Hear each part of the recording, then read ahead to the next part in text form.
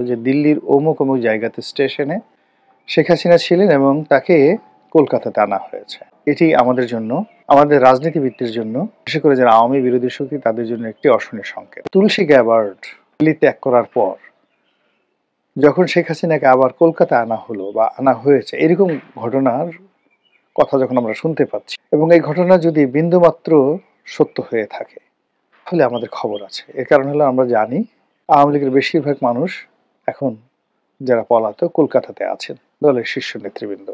তো তাদের সঙ্গে যদি শেখ হাসিনার দেখা হয়, সাক্ষাৎ হয়, তারপরে যে তারা এখনো ক্ষমতাহীন নয়, এখনো শেখ হাসিনা বৈধ প্রধানমন্ত্রী এবং তারা সবকিছু মনে করছে যে আগের মতোই আছে।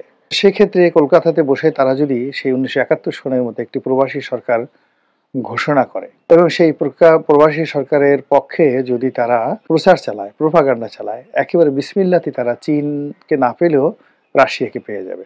ভারত যদি স্বীকৃতি দিয়ে দেয়, বিশ্বাস করেন বাংলাদেশের জন্য একটা প্রলয় হয়ে যাবে, রীতিমতো প্রলয় হয়ে যাবে। বাংলাদেশ সরকারের মধ্যে, সেনাবাহিনীর মধ্যে এমন কতগুলো সমস্যা দেখা দিয়েছে, সমস্যাগুলোর কারণে শেখ হাসিনাকে কেন্দ্র করে আওয়ামী লীগের যে সম্ভাবনার দ্বার ক্রমশ বেড়েই চলেছে। শেখ হাসিনাকে নিয়ে এত আলোচনা কেন? আলোচনার কারণ হলো যে তিনি এখনো গুরুত্বহীন হয়ে পড়েননি এবং কোনো অবস্থাতেই তার মৃত্যু না হওয়া পর্যন্ত কিংবা তার একটি দফা রফা না হওয়া পর্যন্ত তার বিরোধী যারা শক্তি রয়েছে তারা করতেই থাকবে। অটোমেটিক শেখ হাসিনা থাকতে থাকতে একটা সময় হুট করে তিনি যদি ক্ষমতার পাদপীঠে চলে আসেন, এতে আশ্চর্য হওয়ার তেমন কিছুই নেই। এখানে একটা বিষয় বলে রাখা ভালো যে দিল্লির সঙ্গে শেখ হাসিনার যে সম্পর্ক, এটি কখনো দাকুমরা সম্পর্ক গিয়েছে গত 15 বছরে, কখনো হরিহরাত্মার সম্পর্ক গিয়েছে, কখনো বন্ধুত্বের চরম পর্যায়ে পৌঁছে গিয়েছে। শেখ হাসিনাকে একটা শিক্ষা দেওয়ার জন্য দিল্লি চেষ্টা করছে এবং শেখ হাসিনাকে বিভিন্ন আকার ইঙ্গিতে তারা বোঝানোর চেষ্টা করেছে, কিন্তু শেখ হাসিনা কখনোই বুঝেননি।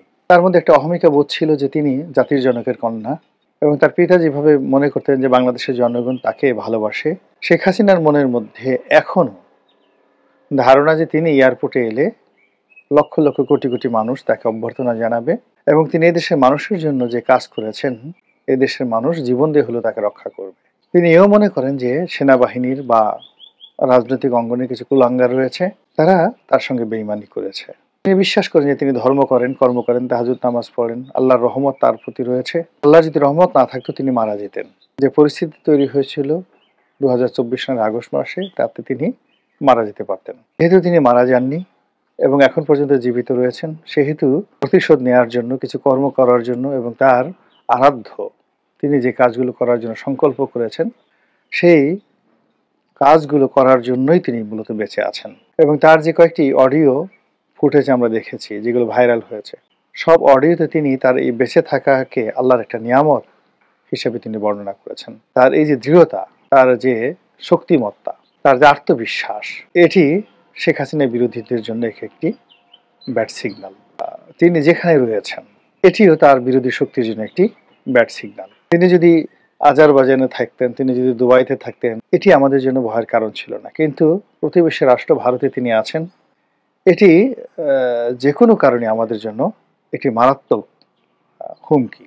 ভারত যে তাকে রেখেছে, ভারত তাকে রেখেছে রাজকীয় মেহমান হিসেবে এবং ভারত তাকে ক্ষমতায় বসাবে, তাকে পুনঃপ্রতিষ্ঠিত করবে এবং আওয়ামী লীগকে ক্ষমতায় আনবে এবং বাংলাদেশে তাদের স্বার্থ সংশ্লিষ্ট যে কোনো বিষয় তদারক করার জন্য তারা এখনো পর্যন্ত আওয়ামী লীগকে তাদের অকৃত্রিম বন্ধু হিসেবে মনে করেন। এই যে ভারতের যে অ্যাটিটিউড, এই অ্যাটিটিউড আমাদের জন্য একটি অশনীয় সংকেত। সর্বোপরি এখনো পর্যন্ত ভারত বন্ধু খুঁজে পায়নি। বিএনপির সঙ্গে, জামাতের সঙ্গে, ডক্টর ইউনূসের সঙ্গে এখনো পর্যন্ত তাদের কোনো বন্ধুত্ব তৈরি হয়নি।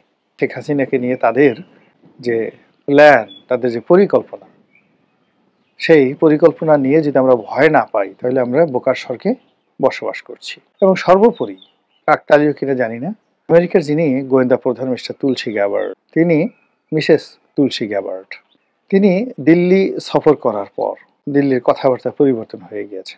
আওয়ামী লীগের মধ্যে এক ধরনের আত্মবিশ্বাস পয়দা হয়েছে এবং আওয়ামী লীগের যারা লোকজন, তারা তুলসী গ্যাবার্ডের সঙ্গে শেখ হাসিনার বৈঠক হয়েছে এরকম একটা ছবি তৈরি করে তারা ইন্টারনেটে ছেড়ে দিয়েছে। সেই ছবিটি সঠিক না বেঠিক, সেই ছবিটি ভুয়া নাকি জেনুইন, তা প্রমাণের জন্য আবার ফ্যাক্ট চেকিং যে সফটওয়্যার রয়েছে সেটির মাধ্যমে দেশের বড় বড় টেলিভিশনগুলো প্রমাণ করার চেষ্টা করছে যে না, এটা একটা মিথ্যা ছবি, ভুয়া ছবি। মহান আল্লাহ আমাদের সবাইকে হেদায়েত দান করুন।